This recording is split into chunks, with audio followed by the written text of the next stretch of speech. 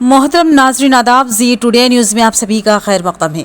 बोधन के guest house में municipal chairperson Padma शरत रेड्डी और काउंसलर शरत रेड्डी की क़ियादत में शानदार पैमाने पर दावत इफ्तार का अहतमाम किया गया, जिसमें बोधन के मारूफ एडवोकेट्स आबिद फारूकी, माजिद हैदर, अब्दुल मजीद कासिम ने शिरकत की, जबकि दीगर अहम मेहमानों में काउंसलर्स मीर नज़ीर अली उर्फ डब्बू, इमरान और कांग्रेस पार्टी के सीनियर लीडर दामू शामिल थे।